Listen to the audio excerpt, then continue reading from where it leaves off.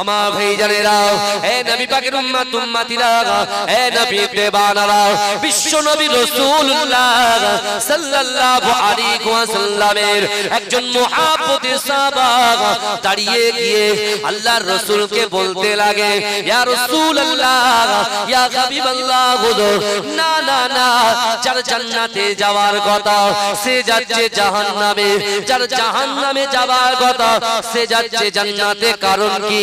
এ যুবকেরা, বিশ্ব নবী রাসূলুল্লাহ সাল্লাল্লাহু আলাইহি ওয়াসাল্লাম ওই সময় সাহাবাদেরকে বলতে লাগলেন, হে আমার সাহাবারা, আমি রাসূলুল্লাহ তোমাদেরকে জানিয়ে দিলাম, ইন্নামাল আমালু বিল খাওয়াতির, প্রত্যেকটা জিনিস নিয়তের উপরে নির্ভরশীল। জোরে বলুন না সুবহানাল্লাহ। প্রত্যেকটা জিনিসের কিসের উপরে নির্ভরশীল? নিয়তের উপরে নির্ভরশীল। আমার ভাইজানেরা, হে নবী পাকের উম্মত উম্মতিরা, হে নবী দেবানারা, বিশ্ব নবী রাসূলুল্লাহ সাল্লাল্লাহু আলাইহি ওয়াসাল্লাম সাহাবাদেরকে বলতে লেগেছে, হে আমার সাহাবারা, আমার আল্লাহ পাক তার বান্দা বান্দীকে এত মহব্বত করে, ভালোবাসে, আমি রাসূলুল্লাহর ওসিলায় এত প্যার করে, মহব্বত করে। ও আমার সাহাবারা, আল্লাহর কোরআনকে জিজ্ঞাসা করো, এই কোরআন তুমি বলে দাও আল্লাহ তার বান্দা বান্দিকে কতটা মহব্বত করে। এ যুবকেরা, হে নবী পাকের উম্মত উম্মতিরা, ধরো আপনার বাড়িতে একটা 1.5 বছরের বাচ্চা আছে, ওই 1.5 বছরের বাচ্চাটা সবে মাত্র হামাগুড়ি দিতে শিখেছে, কিন্তু না না না, আপনার উঠান থেকে কিছুটা দূরে বড় একটা পুকুর আছে, আপনার ওই সন্তানটা, আপনার ওই 1.5 বছরের বাচ্চাটা যখন হামাগুড়ি দেয়, না না না, আপনি মা হিসাবে, আপনি বাপ হিসাবে ওই সন্তানের দিকে আপনি তাকিয়ে থাকেন, আপনার নজরটা ওই সন্তানের দিকে থাকে, কিন্তু না না না, কেন থাকে, কেন থাকে? আপনার ওই অবুঝ সন্তানটা, সে তো সাঁতার জানে না, সে যদি অবুঝ মন নিয়ে এমন করে হামাগুড়ি দিতে দিতে ওই পুকুরের পাড়ে চলে যায়, তাহলে তার জীবন হানি হতে পারে, ইন্তেকাল হয়ে যেতে পারে। এ যুবকেরা, হে নবী পাকের উম্মত উম্মতিরা, আপনি ভালো করে চিন্তা করেন, আপনার সন্তানকে মহব্বত করেন বলে আপনি কাজ ছেড়ে দিয়ে, কর্ম ছেড়ে দিয়ে আপনার ওই সন্তানের দিকে তাকিয়ে থাকেন, কিন্তু না না না, আমার আল্লাহ পাক তার বান্দা বান্দিকে বিশ্ব নবী রাসূলুল্লাহর ওসিলায় এত মহব্বত করেছে, এত ভালোবাসে। ও যুবকেরা, আল্লাহর কোরআন বলছে, বান্দা বিসমিল্লাহির রহমানির রহিম, ফাআইনামা তুআল্লু ফাসাম্মা ওয়াজহুল্লাহ, আল্লাহ বলছে, ও বান্দা, তোমরা যখন ডান দিকে তাকাও, ওই ডান দিকে আমি আল্লাহ আছি। ও বান্দা, তোমরা যখন বাম দিকে তাকাও, ওই বাম দিকে আমি আল্লাহ আছি। ও বান্দা, তোমরা যখন সামনে তাকাও, সামনেও আমি আল্লাহ আছি। ও বান্দা, শোনো শোনো শোনো শোনো, তোমরা যখন পিছনে তাকাও, ওই পিছনেও আমি আল্লাহ আছি। জোরে বলুন না সুবহানাল্লাহ। আমি আমরা সামনে পিছনে ডান দিকে বাঁ দিকে যেদিকেই তাকাই না কেন, সেদিকে আমাদের রব আছে। জোরে বলবেন না? কিন্তু আমার ভাইজানেরা, এই দুনিয়ার জমিনে আমরা কাদেরকে ভয় করব? এই দুনিয়ার জমিনে আমরা কাদের ইত্তেবা করব? হে যুবকেরা, হে নবী পাকের উম্মত উম্মতিরা, বিশ্ব নবী রাসূলুল্লাহ সাল্লাল্লাহু আলাইহি ওয়াসাল্লামের কাছে জিবরাইল হাজির হয়ে যায়।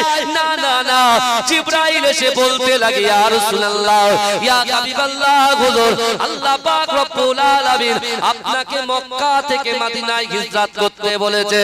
এ যুবকেরা, আল্লাহর রাসূল জিবরাইলের কথা শুনে ঝরঝর ঝরঝর করে কাঁদতে কাঁদতে বিশ্ব নবী রাসূলুল্লাহ সাল্লাল্লাহু আলাইহি ওয়াসাল্লাম বলতে লেগেছে, ও ভাই জিবরাইল, না না না, আজ যদি মক্কা ছেড়ে আমি মদিনায় চলে যাই, তাহলে একটা বার যদি কাবা শরীফটা তওয়াফ করার ইচ্ছা হয়, আমি কাবা শরীফটা কেমন করে তওয়াফ করব? মাকামে ইব্রাহিমের পিছনে নামাজ পড়ার যদি ইচ্ছা হয়, মাকামে ইব্রাহিম ইব্রাহিমের পিছনে নামাজটা কেমন ভাবে আদায় করব। এ যুবকেরা তিনি বলছেন না না না, zamzam কূপের পানি পান করা যদি ইচ্ছা হয় তাহলে zamzam কূপের পানিটা কেমন করে পান করব। সাফা মারওয়া সাই করার যদি ইচ্ছা হয় তাহলে কেমন করে সাফা মারওয়া সাই করব। এ যুবকেরা আমার আল্লাহ সান্তনা দিয়ে বললেন, ও আমার হাবিবুল্লাহ, না না না, এই মক্কা থেকে মদিনায় যাওয়াটা আপনার পুরোপুরি যাওয়া নয়, মক্কা থেকে মদিনায় যাওয়াটা আপনার জন্য টেম্পোরারি যাওয়া। বলবেন না সুবহানাল্লাহ। মুসলিম জাহানের সর্বপ্রথমে যে নারী ইসলাম গ্রহণ করেছিলেন আমাদের আম্মা জান মা খাদিজাতুল কুবরা রাদিয়াল্লাহু তাআলা আনহা, আল্লাহর রাসূল হযরতে খাদিজা আম্মা জানকে বলছেন, খাদিজা তুমি তো রানী, রাজরানী, হ্যাঁ, আর আমি তো একজন নিঃস্ব মানুষ, কিছুই নেই আমার অর্থ সম্পত্তি। তুমি আমার দ্বীনের জন্য, তুমি আমার ইসলামের জন্য, তুমি আমার কোরআনের জন্য, আল্লাহর দ্বীনটাকে মানুষের ঘরে ঘরে পৌঁছানোর জন্য, বন্টন করার জন্য তুমি তোমার সব সম্পত্তিটা আমি রাসূলুল্লাহর মহব্বতে আমার কদমে তুমি সব দান করে দিয়ে তুমি এখন ক্ষুধার্ত অবস্থায় আমি রাসূলুল্লাহর সাথে আছি। ওই সময় মা খাদিজা বলেছিলেন, ইয়া রাসূলুল্লাহ, ইয়া হাবিবাল্লাহ, হুজুর আপনার জন্য যদি জানটুকু দিতে হয় আমি খাদিজা ওই জানটুকু দিতে রাজি আছি। এজন্য বলে আমি আমার জানের পরোয়া, কিন্তু আমি আপনি দোকান সামলে, বাড়ি সামলে, সন্তানকে বুঝিয়ে দোকান বন্ধ করে সব ঠিকঠাক করে তারপরে ময়দানে এসেছি। আবার যদি ভালো লাগে বসবো, নয় দুটো চলে যাবে। কিন্তু আমার ভাই জানেরা, হে নবী পাকের উম্মতিরা, হে নবী দেবানারা, বিশ্ব নবী রাসূলুল্লাহ সাল্লাল্লাহু আলাইহি ওয়াসাল্লাম কাবা শরীফের পাশে ওই সকল সাহাবাদেরকে আল্লাহর কোরআন থেকে সান্তনা দিলেন। আল্লাহ কোরআনের মধ্যে জানিয়ে দিলেন, ওয়াল আসলি ইন্নাল ইনসানা লাফি খুসর ইল্লাল্লাযিনা আমানু ওয়া আমিলুস সালিহাতি ওয়া তাওয়াসাউ বিল হক ওয়া তাওয়াসাউ বিস সাবর। হে যুবকেরা, নবী পাকের উম্মতিরা, বিশ্ব নবী সাহাবাদেরকে ডেকে ডেকে বলেছিলেন, ও আমার সাহাবারা, না না, আল্লাহ পাক আসরের কসম খেয়ে বলছেন, ইল্লাল্লাযিনা আমানু, যারা ঈমান এনেছে, ওয়া আমিলুস সালিহাতি, যারা নেক কাজ করেছে, ওয়া তাওয়াসাউ বিল হক, যারা হকের উপরে প্রতিষ্ঠিত, ওয়া তাওয়াসাউ বিস সাবর, যারা সবর করেছে, তারা কখনো ক্ষতিগ্রস্ত হতে পারে না। এজন্য বলবেন না, আল্লাহ কসম কে বলছেন, ওয়াল আসরের কসম কে বলছেন, ওয়াল ইন্নাল ইনসানা লাফি খুসর, অর্থাৎ মানুষ ক্ষতিগ্রস্ত। কারা? ইল্লা, তারা ক্ষতিগ্রস্ত নয় যারা ঈমান এনেছে, সৎ কাজ করেছে, যারা হকের উপরে প্রতিষ্ঠিত হয়েছে, আর যারা সবর করেছে, তারা কি ক্ষতিগ্রস্ত নয়। আর এর বিপরীত যারা হয়েছে তারাই হচ্ছে ক্ষতিগ্রস্ত।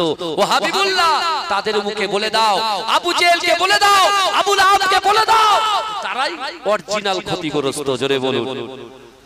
আল্লাহ রাসূল বেরিয়ে আসছেন প্রত্যেকে, মক্কা থেকে মদিনায় আসছে। মদিনাকে আমরা বলি সোনার মদিনা, বলি কি বলি না? এই কথা বলে, সোনার মদিনা হলো কি করে? মদিনার আগের নাম ছিল তো ইয়াসরিব। মদিনার আগের নাম কি ছিল? ইয়াসরিব। ইয়াসরিব মানে কি? যেখান থেকে রোগ উৎপত্তি হয়। করোনা ভাইরাস, কোভিড-19 গত 5 বছর আগে কি অবস্থা হয়েছে বলেন বাপ? কথা বলেন। 18 সালে হজে গেছি, 19 সালের পরে শুরু, 2 বছর লকডাউন, মনে আছে? মিনি কিয়ামত যাকে বলা হয়। ছেলে বাপের করোনা হয়েছে, ছেলে বাপের আশেপাশে যায় না। ছেলের করোনা হয়েছে, বাপ যায় না। মায়ের করোনা হয়েছে, বাপ তার স্ত্রীর কাছে যায় না। বুঝতে পারছেন না? ডক্টরের কাছে পাঠিয়ে যে অ্যাম্বুলেন্স করে জেলামুখ করে জড়ি জড়িয়ে দিয়েছে। ওখান থেকে এসএমএস আসছে, তোর স্বামী মারা গেছে। বলছে আমি কিছু টাকা পাঠাচ্ছি। কিসে? ফোন পেতে। ওই বেলিয়াঘাটা বড় কবরস্থান আছে, সরকারি কবরস্থান, ওই কবরস্থানের দাফন করে। কি হলো? মহব্বত কোথায় গেল বলে? আপনার মনটা আছে বাড়িতে, আমার ছোট ছেলেটা ঘুমাচ্ছে তো ঠিকঠাক, শরীর খারাপ, তার মেডিসিন দিতে হবে, এই তো ভাবছি আমরা।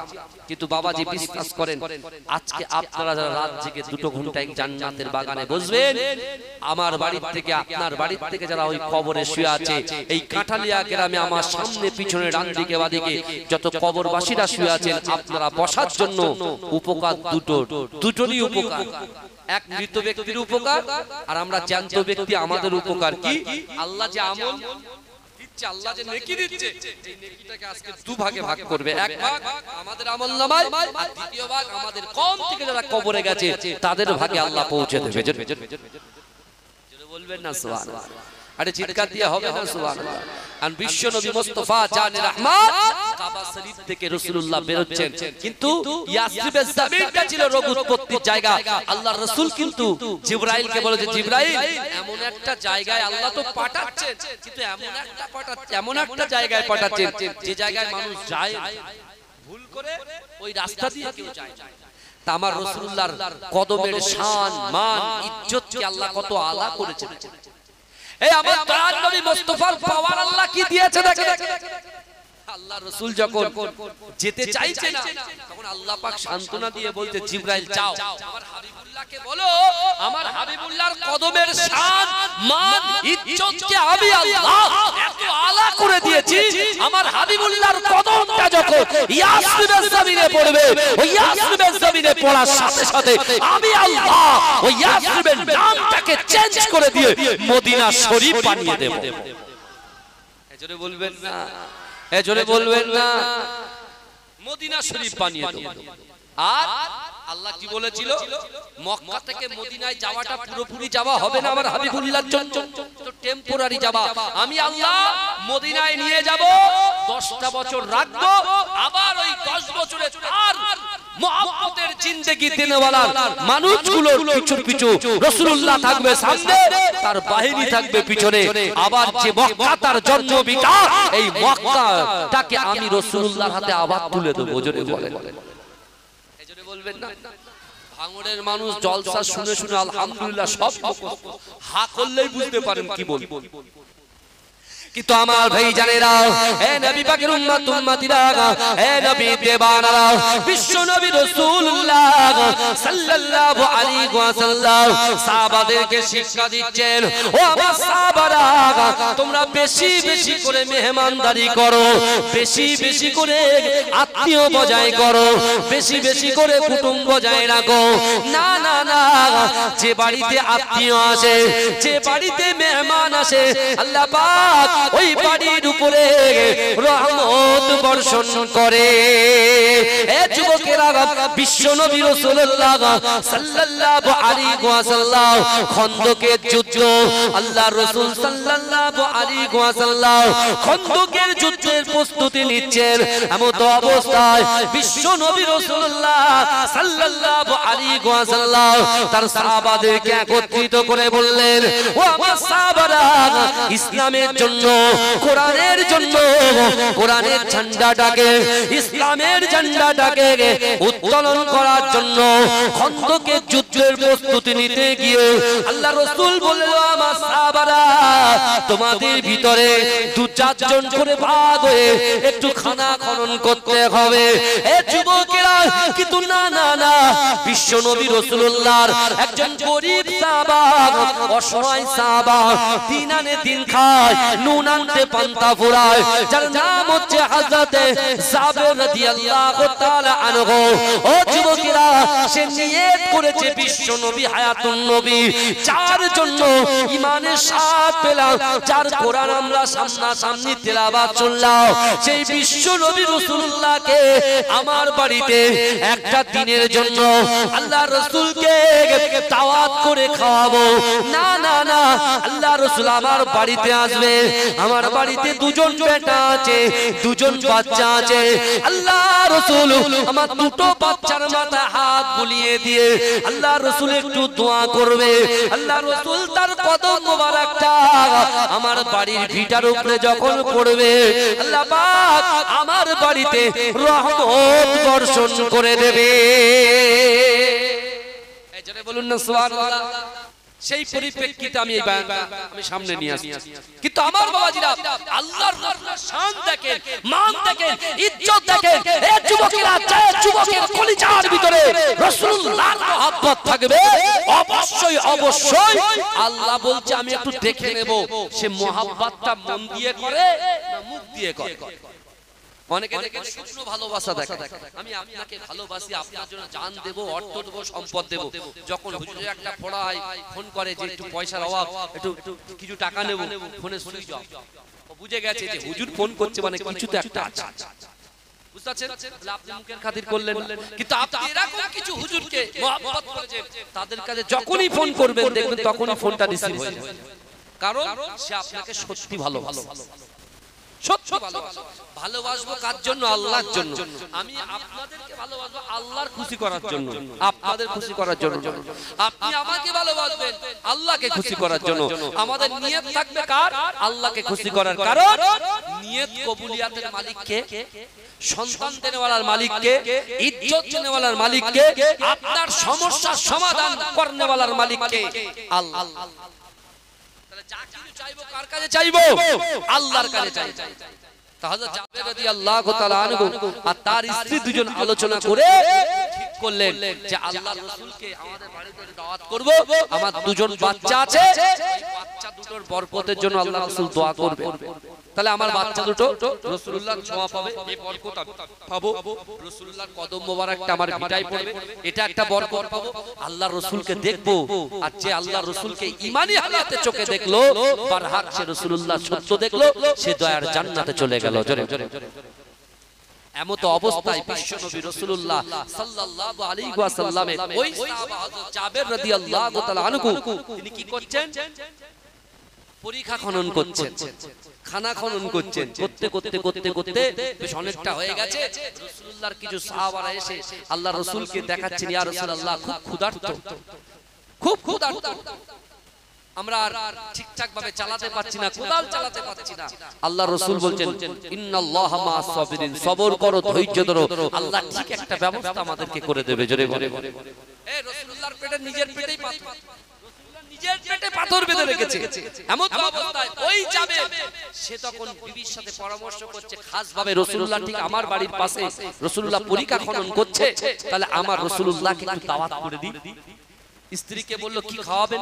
বলে খাওয়াবো কি, আমার আব্বার বাড়ির থেকে আব্বাজান যখন আপনার সঙ্গে বিবাহ দিয়েছিল কিছু বকরি দিয়েছিল, সেই বকরির ভিতর থেকে একটা বকরি জবাই করব, আল্লাহর রাসূলকে বকরি দিয়ে খাবার খাওয়াবো, আর কিছু আটা আছে ওই আটা বানিয়ে রাসূলুল্লাহকে খাইয়ে দেব।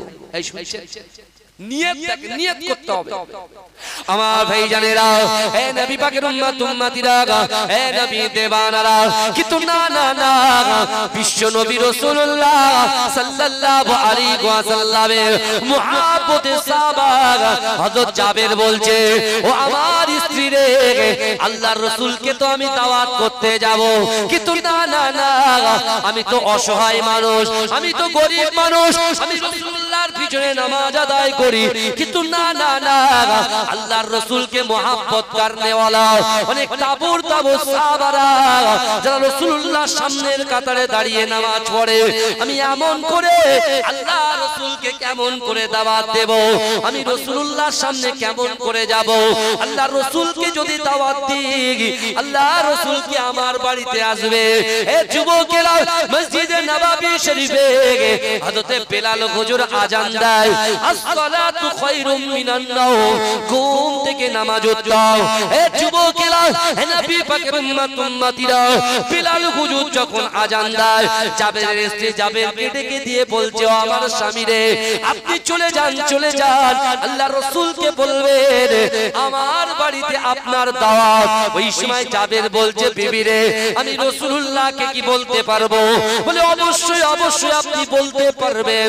ওই সময় জাবের ছুটতে লেগেছে, আল্লাহ রাসূলের পিছনে নামাজ আদায় করেছেন, আল্লাহ রাসূলের পিছনে নামাজ আদায় করার পরে হযরত জাবের রাদিয়াল্লাহু তাআলা আনহু আল্লাহর রাসূলকে দাওয়াত দেওয়ার জন্য তিনি যখন আস্তে আস্তে রাসূলুল্লাহ দিকে এগিয়ে যায়, কিন্তু না না না, যেই না রাসূলুল্লাহ সামনাসামনি হয়, হযরত জাবের বলছেন, না না না, আমি রাসূলুল্লাহকে বলতে পারবো না, আমি একজন অসহায় সাহাবা, গরিব সাহাবা আল্লাহ রাসূল কি আমার বাড়ির দাওয়াতটাকে গ্রহণ করবে? তিনি বলতে না পেরে পুনরায় বাড়িতে যখন ফিরলেন, স্ত্রী আনন্দ চিত্তে ঘর থেকে বাইরে আসে। ওই সময় স্বামীকে বলছো, আমার স্বামী গো, আপনি কি রাসূলুল্লাহকে দাওয়াত করতে পেরেছেন? ওই সময় যাবে কাঁদতে কাঁদতে বলছো, বিবি রে, না না না, আমি তো একজন অসহায়, আমি তো একজন গরিব মানুষ, আর বিশ্ব নবী হচ্ছেন ওমা আরসালনাকা ইল্লা রাহমাতাল লিল আলামিন। আল্লাহর রাসূল হচ্ছে সারা পৃথিবীর রহমত স্বরূপ। সেই বাদশা সেই রাসূলুল্লাহ কি আমার বাড়িতে আসবে? এই ভয়েই চিন্তা করে আমি বলতে পারলাম না। জাবেরের স্ত্রী তো খুব রেগে গেছে, যা আপনাকে বলছি না আপনি যান না। আরে রাসূলুল্লাহর মহব্বত, আল্লাহ হচ্ছেন রব্বুল আলামিন আর রাসূল হচ্ছেন রাহমাতাল লিল আলামিন। জোরে বল। রাসূলুল্লাহর কাছে তো সবাই সমান, আল্লাহ রাসূল সকলকেই ভালোবাসে। হয়তো অনেক সাহাবার নাম জানে না, তার বাড়ি কোথায় জানে না, কিন্তু আমার মুস্তাফা জানে না। আমার এখান থেকে ৪৫০০ কিলোমিটার দূরে সবুজ গম্বুজের নিচে রব্বি হাবলি ইয়া উম্মতি, আমার উম্মতের কি হবে, আমার উম্মতের কি হবে বলে ক্রন্দন করছে। কিন্তু সেই মুস্তাফা আমার আপনার বাড়ি কোথায়, আমার বাপের নাম কি, আপনার বাপের নাম কি, আমার রাসূল এটা খুব ভালো করে জানে। জোরে বলবেন না? কারণ যদি বলেন হুজুর কি ব্যাপার, এটা আপনি কি বললেন? হ্যাঁ ঠিক বলছি। আপনি দেখেন আল্লাহ রাসূল বলছেন, ইন্না লিল্লাহি মালাইকাতান, নিশ্চয় আল্লাহ পাক রব্বুল আলামিনের ফেরেশতারা সাইয়াহিনা ফিল আরদ, এই জমিনের উপরে বিচরণ করে। ওয়ায়ুবাল্লিগুনি মিন উম্মতি সালাম, রাসূলুল্লাহর মুহাব্বত উম্মত উম্মতিরা, নারী পুরুষেরা, তারা যখন মন প্রাণ থেকে সালাম এবং দরুদটা পাঠ করে, আল্লাহ সেই সকল ফেরেশতারা ওই দরুদ এবং সালামটাকে ক্যাচ করে, ধরে নেয়, ধরে নিয়ে রাসূলুল্লাহর রওজা মোবারক পর্যন্ত পৌঁছে দেয়। তবে রোজা রাখতে হবে, রোজা কার জন্য? আল্লাহর জন্য। নামাজ কার জন্য? আল্লাহর জন্য। ঈমান কার জন্য? আল্লাহর জন্য। কথা বলে না? তারপর আর দুটো বিষয় আছে, হজ আর যাকাত। যে সাহেবে নেশাব হবে, যার অর্থ আছে, যার টাকা আছে, যার ব্যবসা আছে, যার বাণিজ্য আছে, সে হজ করবে, যাকাত দেবে। কথা ঠিক না ভুল? এখানে একটা পয়েন্ট আছে যে যাদের টাকা নেই তারা কি হজ করতে পারবে না? আমি প্রথমে এসে বলেছি নিয়ত করতে, নিয়ত যদি থাকে, আপনার কাছে টাকা থাকবে না, অর্থ থাকবে না, সম্পদ থাকবে না, অবশ্যই আল্লাহ আপনাকে জান্নাতে, অর্থাৎ আল্লাহ আপনাকে হজে যাবার ব্যবস্থা করে দেবে। এরকম ভুরি ভুরি প্রমাণ আছে, দলিল আছে, বিশ্বাস। কিন্তু আমার ভাই জানেরা, হে নবী পাকের উম্মত উম্মতিরা, হে নবী দেবানারা, বিশ্ব নবী রাসূলুল্লাহ সাল্লাল্লাহু আলাইহি ওয়াসাল্লামের মুহাব্বতে সাহাবা, হযরতে আল্লাহর রাসূলের মুহাব্বতে সাহাবা, হে যুবকেরা, হযরত জাবের রাদিয়াল্লাহু তাআলা আনহু জোহরের ওয়াক্তে আল্লাহর রাসূলের কাছাকাছি পৌঁছে গেলেন, কিন্তু না না না, জোহরেও বলতে পারলেন না, এ যুবকেরা আসরেও বলতে পারলেন না, মাগরিবেও বলতে পারলেন না। বিবি তখন বলছে, আপনার একদিন কি আমার একদিন? না না না, আল্লাহর রাসূলের কাছে এশার নামাজে পড়ে আল্লাহর রাসূলকে বলবেন, ইয়া রাসূলুল্লাহ, আমার বাড়িতে আপনাকে আসতেই হবে, আমার বাড়িতে আপনার দাওয়াত, আপনাকে আসতেই হবে। ও যুবকেরা, জাবের বলছে, বিবি রে, আমি রাসূলুল্লাহর কাছাকাছি চলে যাই, কিন্তু না না না, আমি তো একজন অসহায় গরিব মানুষ, আমি রাসূলুল্লাহকে কেমন করে বলবো? ও যুবকেরা, স্ত্রী স্বামীকে সান্ত্বনা দেয়, না না না, আল্লাহর রাসূল আপনাকে মুহাব্বত করবে, ভালোবাসবে, মুহাব্বত করবে। আল্লাহর রাসূলকে একবার বলে দেন, আল্লাহর রাসূলকে যদি আপনি বলতে না পারেন, আল্লাহর রাসূলের কদমে ধুলা আমার সন্তানও পাবে না, আমার ভিটা পাবে না, আমিও পাবো না। আপনি আমার সঙ্গে কথা দিয়ে যান, আপনি না বলে বাড়িতে আসতে পারবেন না। এ যুবকেরা, স্ত্রীর সঙ্গে কথা দিলেন, কিন্তু না না না, আল্লাহর রাসূলের মুহাব্বতে সাহাবা হযরত জাবের রাদিয়াল্লাহু তাআলা আনহু তিনি এশার নামাজ রাসূলুল্লাহর পিছনে আদায় করলেন। ও যুবকেরা, জাবের নামাজের পাটিতে ঝরঝর ঝরঝর করে আল্লাহর কাছে ক্রন্দন করে, ওগো রব্বুল আলামিন আল্লাহ, আপনি তো অন্তর্যামী, আপনার একটা নাম রহমান, একটা নাম রহিম। ওগো রব্বুল আলামিন আল্লাহ, আমি কি রাসূলুল্লাহকে দাওয়াত করতে পারবো না? হে যুবকেরা, জাবের রাদিয়াল্লাহু তাআলা আনহু আল্লাহর রাসূলের পিছনে নামাজ আদায় করে নামাজ শেষ করে যখন রাসূলুল্লাহর কাছাকাছি যাবে, জাবের আবার ভয় পেয়ে যায়, আল্লাহর রাসূল আমার বাড়িতে হয়তো যাবে না।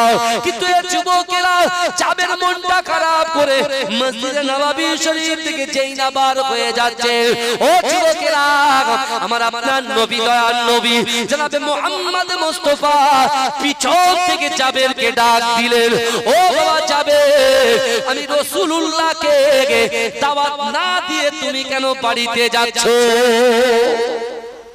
আমি আল্লাহ তোমাদেরকে এত ভালোবাসি, ইন্না রাব্বাকা লাবিল মিরসাদ, নিশ্চয় আমি আল্লাহ তোমাদের দিকে দেখি। জোরে বলুন না সুবহানাল্লাহ। জাবের হুজুরের দিকে আল্লাহ দেখছিলেন, সব জাবেরকে ডেকেছে রাসূল। রাসূলুল্লাহর কাছে জাবের ঠক ঠক করে কাঁপতে কাঁপতে গিয়ে বলছি, ইয়া রাসূলুল্লাহ, আমার বাড়িতে আপনার দাওয়াত। আল্লাহ রাসূল বলছে, খন্দকের ময়দানে যত লোক আছে সব তোমার বাড়িতে যাবে, আর আমিও যাব। জোরে বলুন সুবহানাল্লাহ। এক ছুটে বাড়ি, গা দিয়ে ধাম বার হচ্ছে, কি হবে? ওখানে তো প্রায় 1200 সাহাবা আছে, কি করে হবে? একটা ছাগল কি করবে, বকরি সব শেষ, কি হবে উপায়?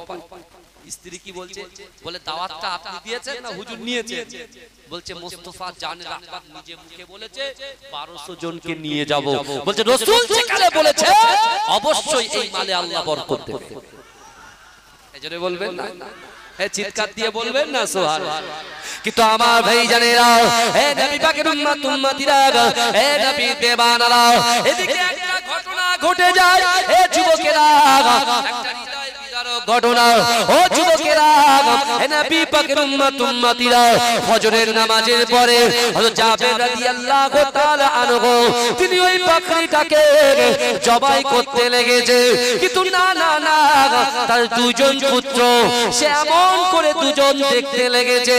ও যুবকেরা, ওই বকরিটা যখন জবাই করা হয়ে গেল, না না না, রান্না বান্নার জন্য যখন প্রস্তুতি নেওয়া হলো, ওই সময় বড় ভাই ছোট ভাইকে বলছে, ছোট ভাই, না না না, আব্বু আম্মু যেমন করে বকরি জবাই করেছে, আমরা আসো জবাই জবাই খেলি। ও যুবকেরা, বড় ভাই একটা ছুরি নিয়ে ছোট ভাইয়ের গলাটাকে দুভাগ করে দিয়েছে। হযরত জাবের কোথা থেকে এসে দেখছে, না না না, বড় ছেলে ছোট ছেলেকে হত্যা করেছে। হে যুবকেরা, হে নবী পাকের উম্মত উম্মতিরা, বড় ছেলে আব্বা জানের ভয়ে ছুটে ছুটে ছুটে ছুটে পাহাড় থেকে ঝাঁপ দিয়েছে।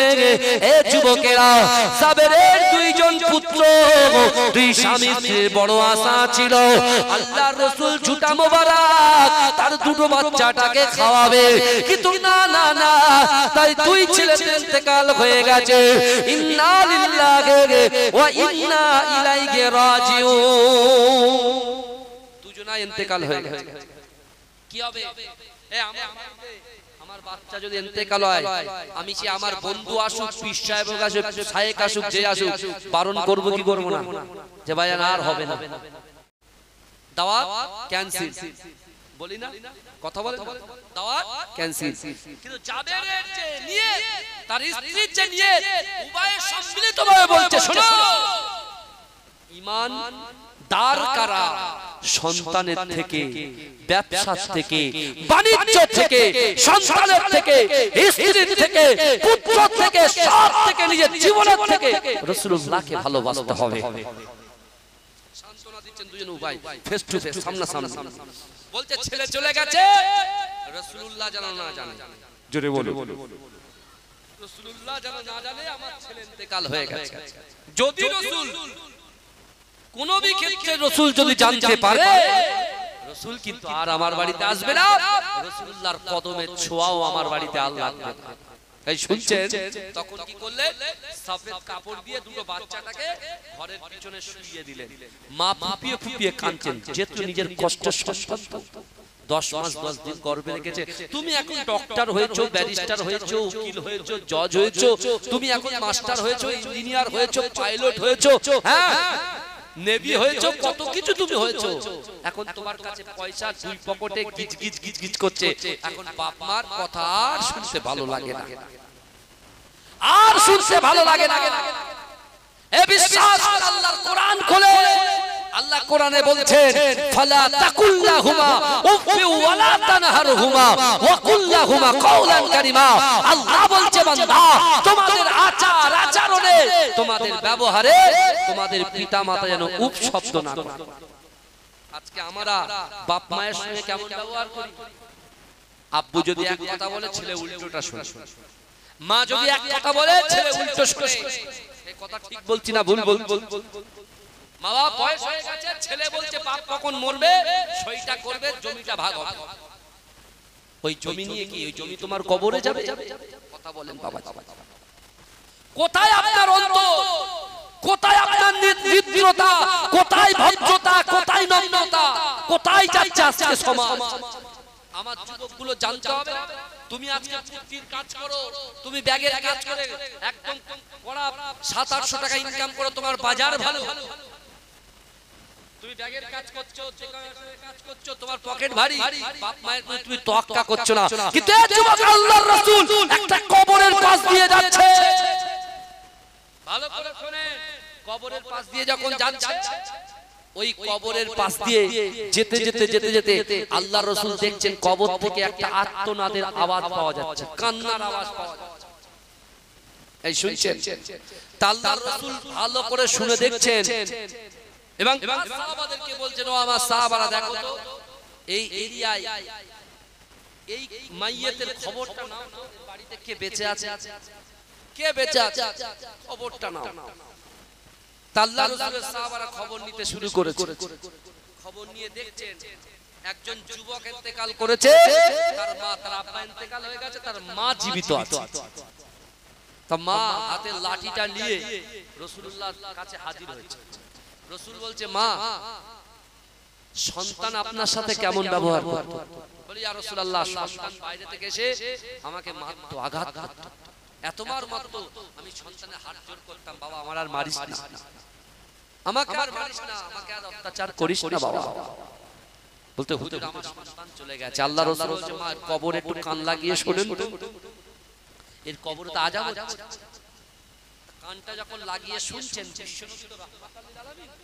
আল্লাহর রাসূলের দয়া হয়ে যায়, আল্লাহর কাছে বলেছে, আল্লাহ একটু একটু ক্ষমা, একটু ক্ষমা। মা তখন কানটা যখন পাচ্ছে, আল্লাহর রাসূল বলে দিয়েছে, মা আপনার সন্তানকে কি আপনি ক্ষমা করবেন?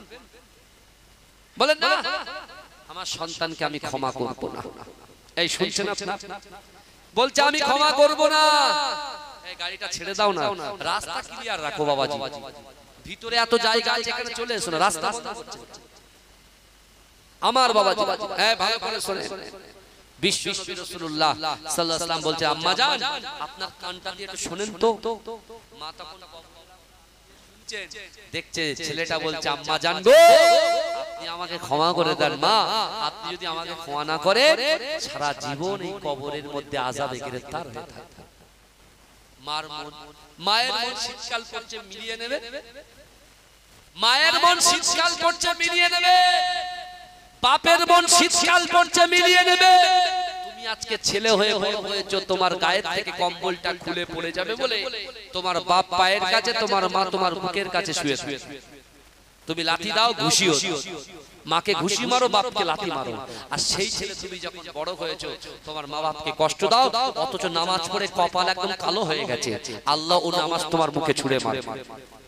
এ বিশ্বাস করেন, যাদের বাপ কবরে চলে গেছে, মা কবরে চলে গেছে, আল্লাহর রাসূল সাল্লাল্লাহু আলাইহি ওয়াসাল্লাম সাহাবাদেরকে স্পষ্ট ভাষায় জানিয়েছেন, হে আমার সাহাবারা, যাদের বাপ মা চলে গেছে, সেই মরা বাবাকে কারা কারা খিদমত করতে চাও বলো।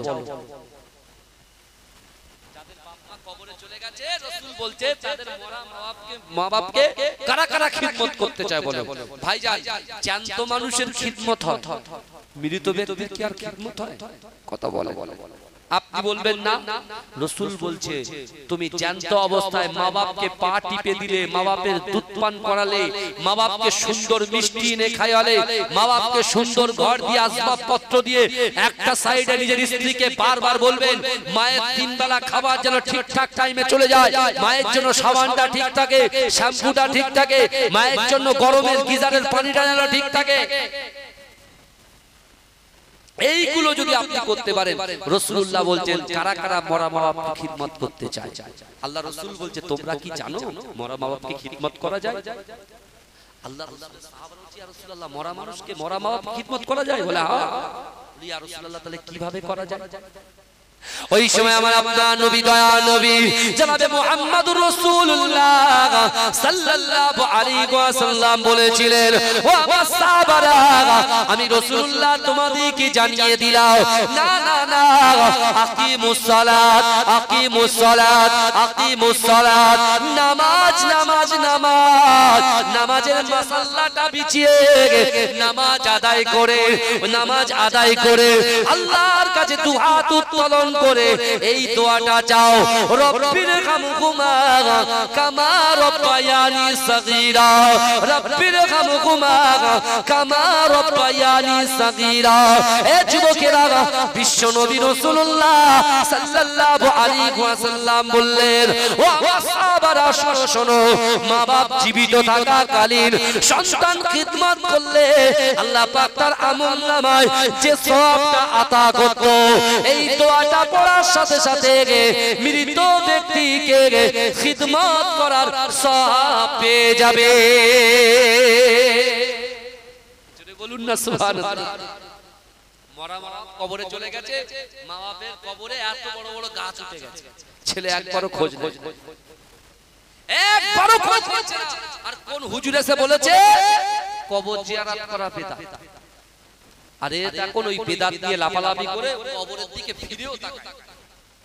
এই শুনছেন ও ভাইজান, এখন কথা বলে নিজের বাপ নিজের মা এত কষ্ট করে মেহনত করে মানুষ করেছে, আর সেই মা বাপ চলে গেল ভুলে গেলে। কথা বলতে বলতে অনেক কথা বলতে হয়, কিন্তু আমি ছিলাম জাবেরের কথা ঠিক না? কিন্তু আমার ভাইরা হযরত জাবের হুজুর কি করলেন? বাচ্চা দুটোকে ঘরের পিছনে সুন্দর করে রাখলেন। কিভাবে? যে রাসূলুল্লাহ আসবেন দাওয়াত খাবে, তারপরে আমার ছেলেকে দাফন করা। এই আল্লাহর রাসূল ঠিক টাইমে চলে এসেছে। জাবেদের স্ত্রী মুখে এরকম পর্দা চাপা দিয়ে রেখেছে। মা সন্তানের কষ্টই থরথর করে কাঁপছে, কিন্তু তাদের কষ্টের মধ্যে রাসূলুল্লাহর প্রাধান্যটা তারা বেশি দিয়েছে। জোরে বলুন না সুবহানাল্লাহ। এই জোরে বলবেন না। এখন হযরত জাবের রাদিয়াল্লাহু তাআলা আনহু তিনি কি করছেন? খাওয়ার টাওয়া সব রেডি করেছেন। আল্লাহর রাসূল বলেছে যাবে আমি যতক্ষণ হুকুম না করব তুমি খুলবে। জাবের মুখটা বন্ধ করে কিছুই বললেন না। রাসূল বলছে শুরু করো। শুরু করছেন, আল্লাহর রাসূল বলতেন যাবে তোমার সেই দুটো বাচ্চা কোথায়? বলবেন না, এজন্য বলবেন না। এই রাসূলুল্লাহর খেয়াল দেখেছেন? তারা নিয়ত করেছে দুই স্বামী স্ত্রী, রাসূলুল্লাহ জানলো কি করে বাচ্চা দুটোর কথা? তখন স্ত্রীকে আগে বুঝিয়ে দিয়েছে, তুমি বলবে আমার সন্তান খেলতে গেছে, বাইরে গেছে, ইয়া রাসূলুল্লাহ আপনি খেয়ে নেন। রাসূল বলছেন না, যতক্ষণ পর্যন্ত তোমার বাচ্চা দুটো খাবে না আমি রাসূল এক লোকমা খাবার গালে দেব না। জোরে বলেন। যে এই কথা বলেছে আর ধরে রাখতে পারে? এই নিজের কষ্ট আর ধরে রাখতে পারে? আমার সোনা মানিকেরা, এ যুবকেরা, বিশ্ব নবী রাসূলুল্লাহ সাল্লাল্লাহু আলাইহি ওয়াসাল্লামের মুহাব্বতের সাহাবা হযরত জাবের অঝর নয়নে ঝরঝর ঝরঝর করে কাঁদতে লেগেছে। ও যুবকেরা, আল্লাহর রাসূল বলছে ও বাবা জাবের তুমি এমন করে কেন কাঁদো বাবা? ওই সময় জাবের পুরো ঘটনাটা খুলে বললেন, ইয়া রাসূলুল্লাহ, হাবিবাল্লাহ, আমার দুইজন সন্তান তো আর পৃথিবীর জমিনে নাই। ও যুবকেরা, ও নবী পাকের উম্মতিরা, আল্লাহ পাক আমার দয়ার নবী মুস্তাফাকে কত ইজ্জত দিয়েছে, কত সম্মান দিয়েছে। আমার রাসূলুল্লাহকে আল্লাহ পাক কত পাওয়ার দিয়েছে। ও যুবকেরা, বিশ্ব নবী রাসূলুল্লাহ সাল্লাল্লাহু আলাইহি ওয়াসাল্লাম জাবেরকে বলতে লেগেছে, বাবা জাবের, চলো চলো চলো, তোমার এই দুইজন বাচ্চার লাশের কাছে নিয়ে চলো।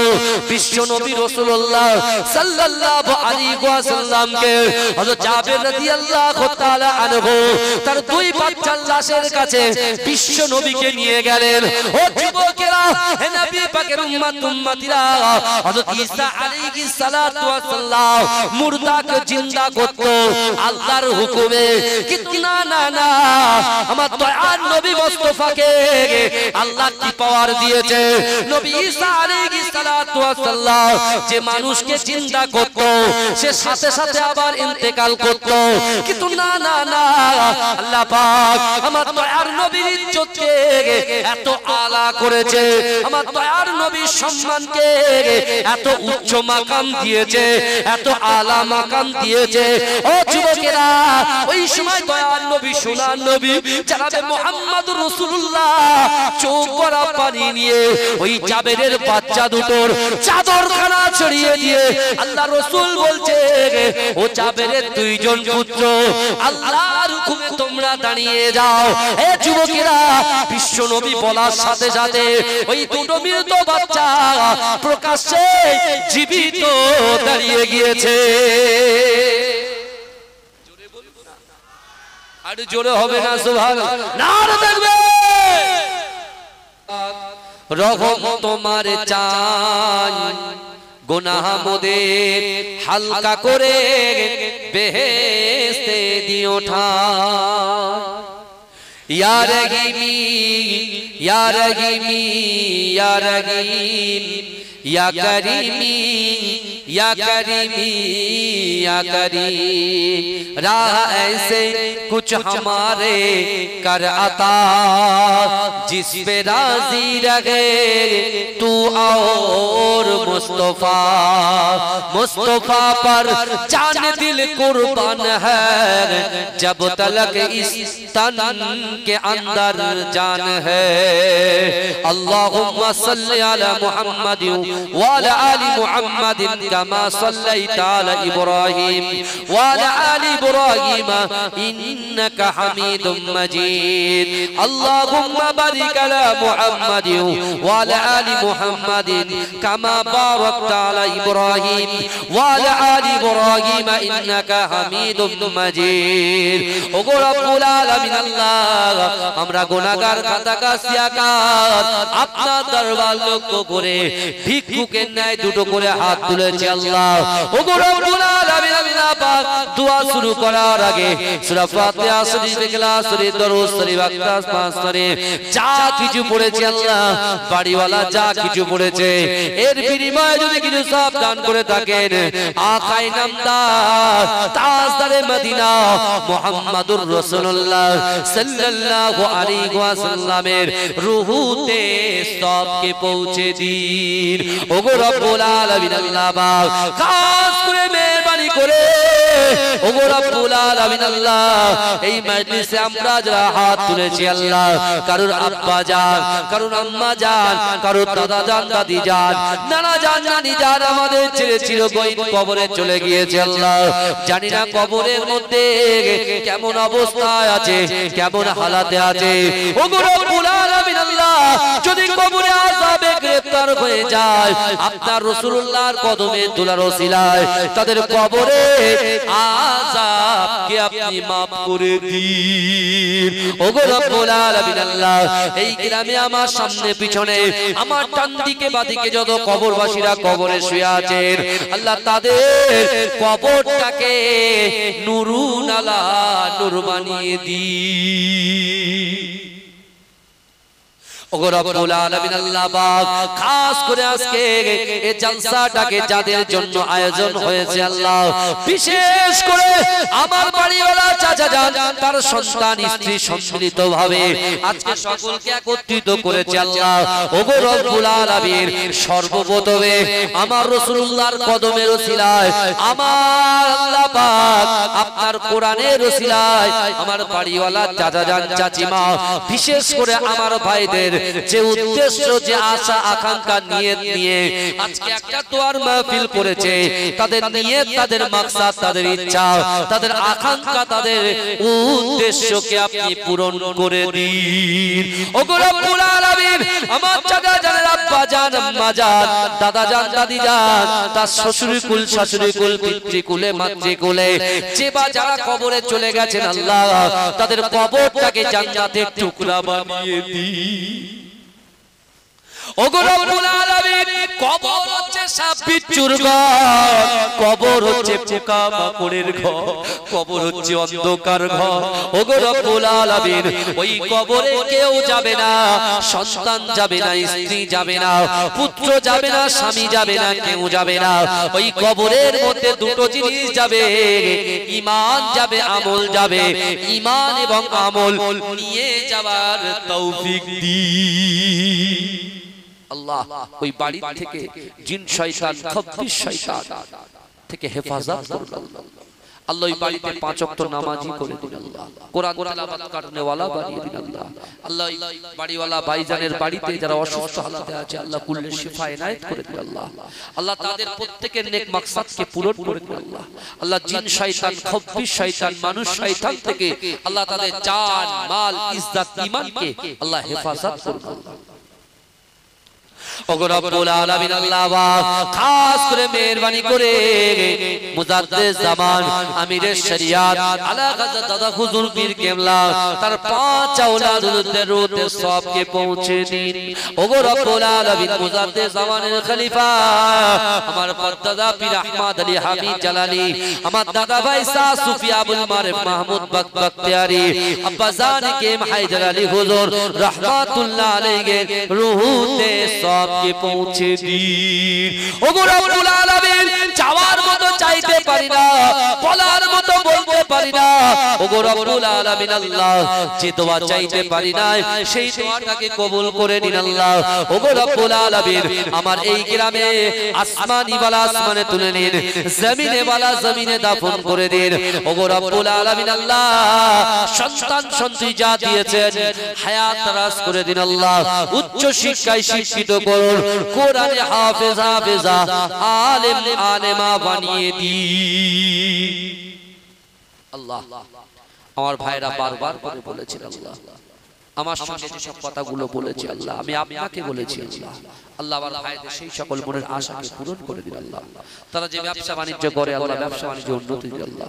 আল্লাহ খাস করে এই মাহফিলে আমার যে সকল ভাইরা চাষাবাদ করে, ব্যবসা বাণিজ্য করে আল্লাহ, আল্লাহ তাদের চাষাবাদ, ব্যবসা বাণিজ্যে আল্লাহ আপনি বরকত দিন আল্লাহ। আল্লাহ বেশি বেশি করে রুজি রোজগারে বরকত দিন আল্লাহ।